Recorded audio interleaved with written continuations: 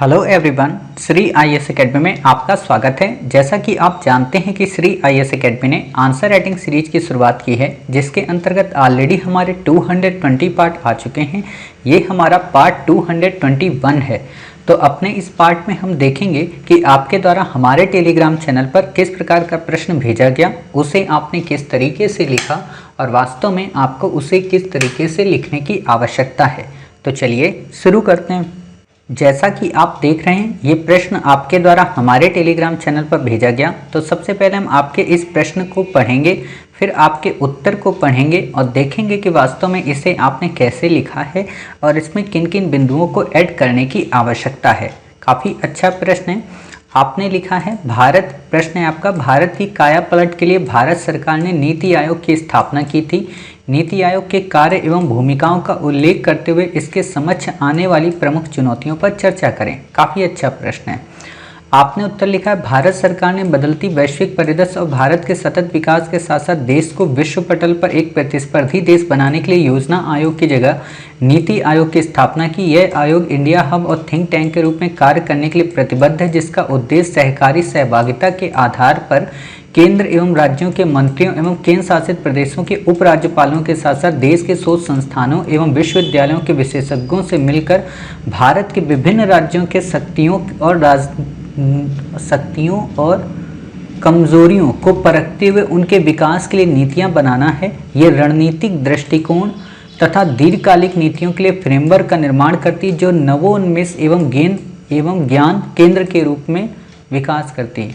नीतियों के लिए फ्रेमवर्क का निर्माण करती है तथा नवोन्मेष ज्ञान को प्रमोट करती है। आप यहाँ पे ये लाइन लिखेंगे, यानी कि नवोन्मेष ज्ञान को प्रखर बनाती है या उसे प्रोत्साहित करती है। हालांकि इस आयोग में कुछ कमियां देखी जा सकती हैं, जिन्हें हम सुधार की ज़रूरत है।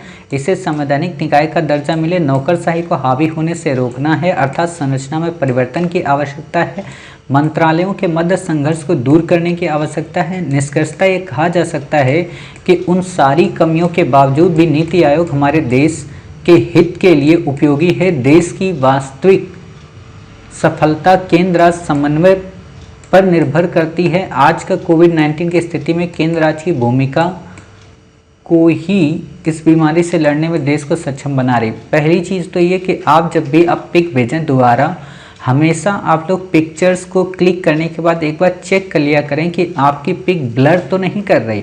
ठीक है, तो एक तो आप ये काम किया करिए और दूसरी बात, जब पिक क्लिक किया करिए तो देख लिया करिए कि आपके कैमरे में कोई धूल वगैरह तो पीछे नहीं लगी। कई बार क्या होता है कि आपके ऑयली हाथ कैमरे की स्क्रीन पर चले जाते हैं, जिस कारण उसमें एक तरीके का ब्लर आ जाता है। ठीक है, और उसी से आप फिर पिक क्लिक कर देते हैं तो आपकी पिक सही आती नहीं है और आपको लगता है कि आपने भेज दिया। तो ये चीज़ जरा चेक कर लिया करिए आप लोग, क्योंकि पढ़ने में दिक्कत होती है। आप समझ गई होंगी कि हाँ, यहाँ पे दिक्कत आई है। ठीक है, खैर हम आपके प्रश्न की ओर चलते हैं। तो देखिए, प्रश्न का ये जो भाग है ना, ये शुरू का जितना भी पार्ट आपने लिखा है, चाहे वो भूमिका की बात हो, चाहे भूमिका के बाद सेकेंड पैरा की बात हो, काफ़ी ज़बरदस्त लिखा है, मतलब काफ़ी बेहतरीन लिखा है।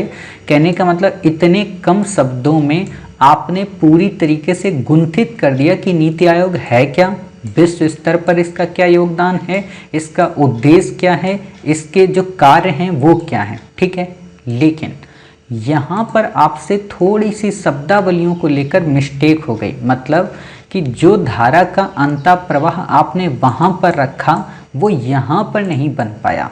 तो इसको हम सुधार देते हैं, बाकी आपका उत्तर सही हो जाएगा। ठीक है, मतलब हम बिना कुछ इसमें ऐड किए आप ही वाले से सही कर देते हैं। एक दो बिंदुओं को बस हम ऐड करेंगे। ठीक, क्या कि जैसे यहाँ पे हमने आपको बताया था कि नीतियों के फ्रेमवर्क का निर्माण करती है, जो नवोन्मेष जैसे ज्ञान को प्रमोट करने के लिए सहायक सिद्ध हो सकती है।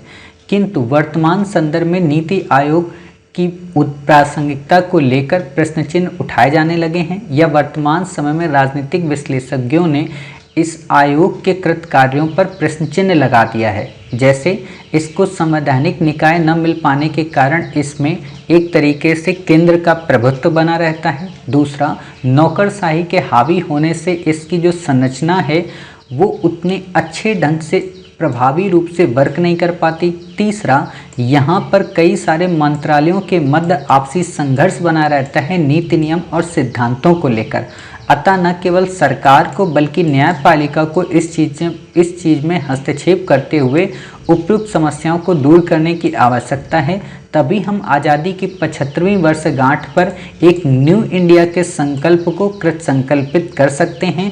कारण नीति आयोग न्यू इंडिया के विजन 2030 पर आधारित नीतियों को क्रियान्वित करता है, जो केंद्र के अंतर्राज्यीय संबंधों व क्षेत्रीय परिषदों के सहयोग से संभव हो सकता है।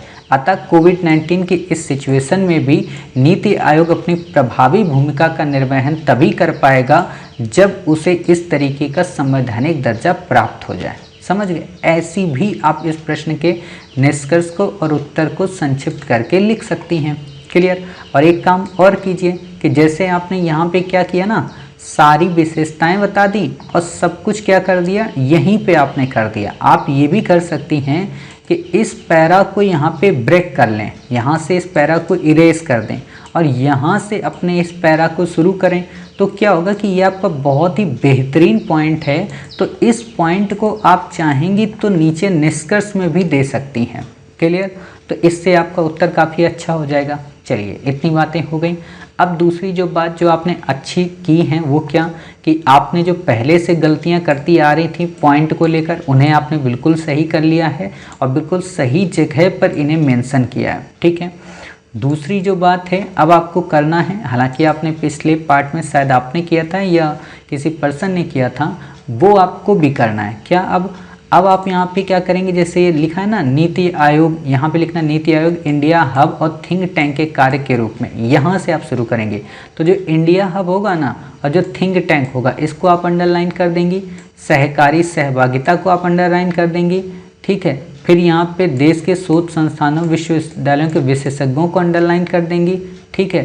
फिर यहाँ पर राजनीतिक दृष्टिकोण को अंडरलाइन कर देंगे। मतलब अब आप क्या करेंगे, आगे अंडरलाइन किया करेंगे। क्लियर? तो ये चीज़ें आपको ध्यान रखना है। बाकी आप शब्द अच्छे लिखती हैं कि एक इसमें लगभग 7 वर्ड ही आते हैं, इतना ही आपको रखना है। अब आपको एक और काम करना है, शब्दों को थोड़ा छोटा कर दीजिए और उन्हें गोलाई में लाइए। ठीक है। वैसे भी लड़कियां गोल गोल लिखती हैं, लेकिन आप स्ट्रेट लिख रही हो, है कोई बात नहीं।